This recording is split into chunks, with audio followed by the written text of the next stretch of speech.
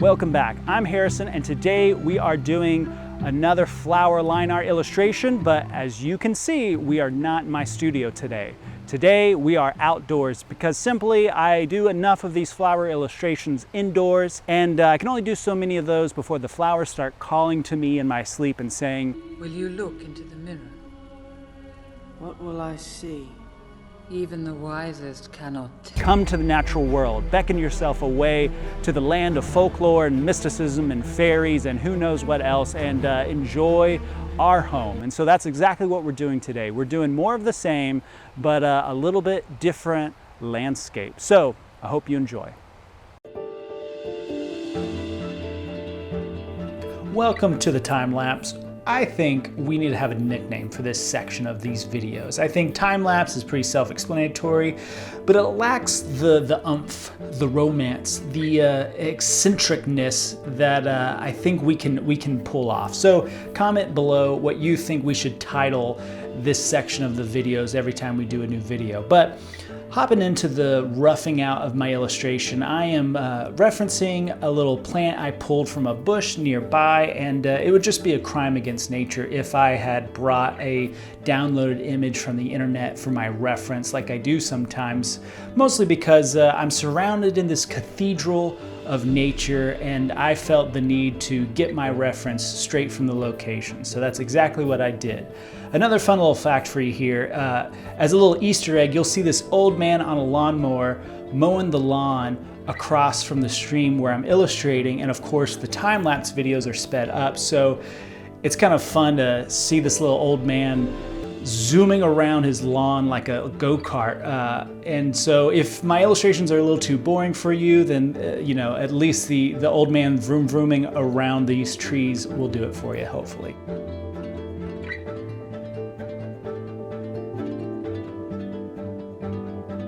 So at this phase in the process, I'm pretty happy with the roughing out that I'm doing. I am not doing a great job at being as much of a perfectionist as I normally am in my iPad videos, but I think that's kind of the point, getting outdoors and leaning into the permanence of an analog style illustration. Let's lean into that together and keep watching this fun analog illustration come to life.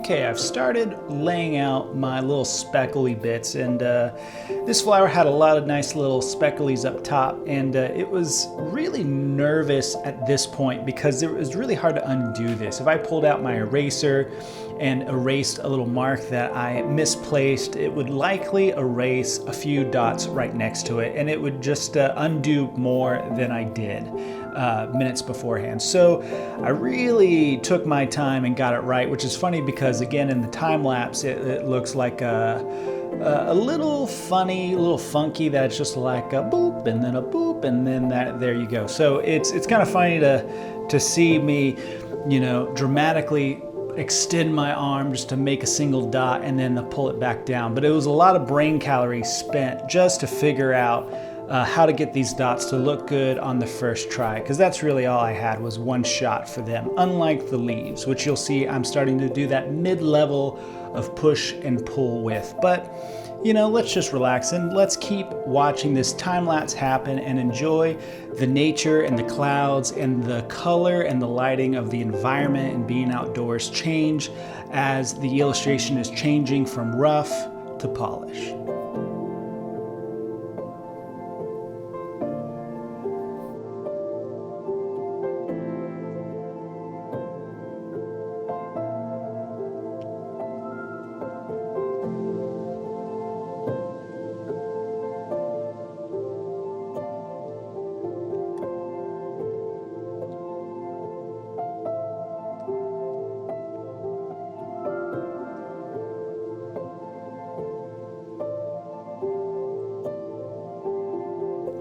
Fun little note for you here. While I was on site doing this illustration, the clouds were passing over the sun every once in a while, but ultimately it was a pretty sunshiny day. But it was kind of funny, every time the clouds would cover up the sun, it went from being this very joyful environment to this very foreboding and, overshadowing kind of vibe. And I was so consumed by being focused on the illustration that when the mood would change, it would make me giggle and grin and think about all the movies I've seen with alien invasions or some dark mythological spirit approaching from behind the unsuspecting artist as he's just drawing his flowers. And so fortunately, I'm still living, nothing possessed me, no spirit or alien attached themselves to me, but we got a nice little illustration out of it.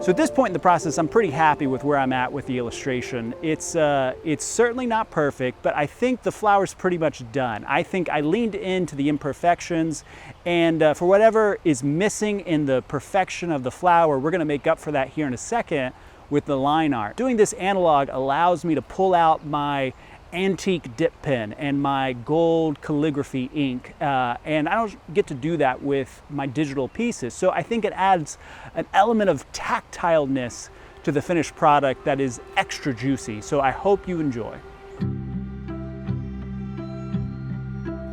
So at this point I am getting out my colored pencil and really just roughing out where I want my lines to go. And the reason I'm doing this is because I do not have the privilege of undoing these lines like I often do when I'm doing it on my iPad. I'm less adventurous. To be honest with you, I was pretty much a scaredy cat. Even though I am using this mechanical pencil to lay out where I want these gold lines to go, I was less adventurous because I didn't want to get it so wrong that I had to erase an entire line and therefore take a good chunk of this green plant illustration with it, especially after all this time that I'd spent waiting for the weather to be just right to go outdoors, spend the time to set up the whole situation with the lights, the cameras, and call the neighbor to mow the lawn right as I'm illustrating, and all that to go to waste because I didn't prep well enough. So I feel pretty good about the lines, but I wasn't necessarily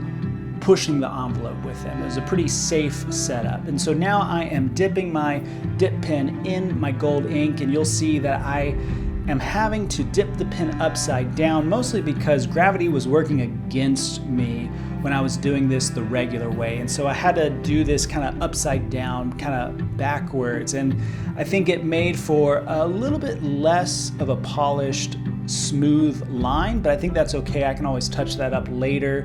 I'm just glad that it ended up working, and I can't tell you how many times I've done this analog style of illustration. It looked good until the very last moment when I accidentally got a little bit of the gold ink where it wasn't supposed to go, and it pretty much looked like an accident that wasn't very sellable. So I was just happy that this thing ended up being good enough that there was no obvious mistakes. But that's the piece. I was pretty happy with it, and I didn't breathe until these lines were done. I don't know if you could kind of get that vibe from the video, but I was holding my breath the whole time.